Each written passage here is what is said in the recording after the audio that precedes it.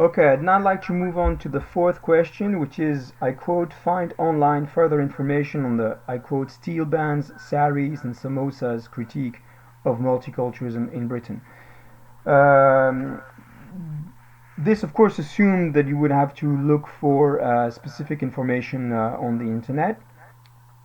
First of all, steel bands, saris, and samosas. What are we talking about here? Steel bands is a kind of percussion that is actually played in the Caribbean, which makes a very nice wee sound, like that kind of thing. Saris is a piece of garment that ladies might actually wear in the Indian subcontinent. I think a lot of you are probably familiar with that. As for samosas, it is also it is a like a hors d'oeuvre, a starter that a lot of people actually eat in the Indian subcontinent. I'm sure a few of you have eaten samosas now and again. Okay, so maybe some of you found it difficult to answer this question because a lot of you tend to have a positive opinion of multiculturalism in general.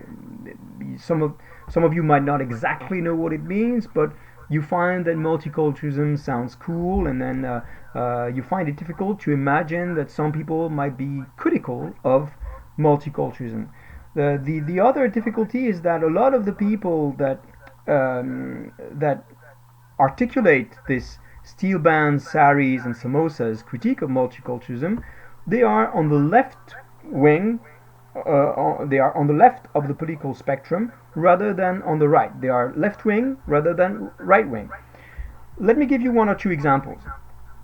What is criticized in this steel band, saris, and samosas critique is really the superficiality of certain multicultural initiatives, for instance, in British schools.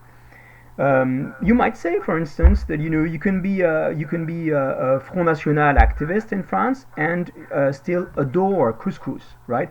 Actually, I'm sure that a lot of Front National or Rassemblement National people now, a lot of these people, they probably have couscous together. Now, it doesn't mean that they are multicultural, of course. So that this is a first meaning.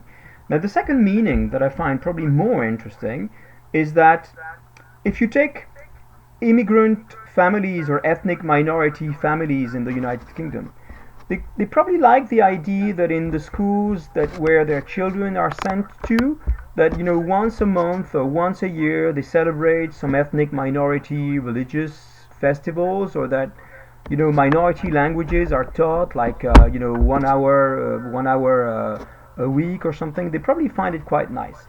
But ultimately, their problem is really that the schools where they send their children to are not as good as other schools 1 mile away, 5 miles away, or 10 miles away, where predominantly white families send their children to. So that these ethnic minority parents, they might say, well, multiculturalism is quite cool, but ultimately we want good schools for our kids because we want our kids to have good jobs in the future.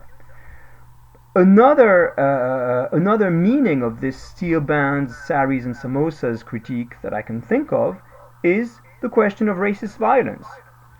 A lot of anti-racist activists in Britain have been saying, well, it's pretty cool to have steel bands, saris and samosas and multicultural events and blah blah blah, but is this really challenging the amount of racist violence that you have in the streets of Britain? Well, there is no evidence of that. There is no evidence that if you can like the sound of steel band, or you can like saris and samosas, and still turn a blind eye, or and still condone, or still even participate in racist violence. Okay, so this is the general meaning here.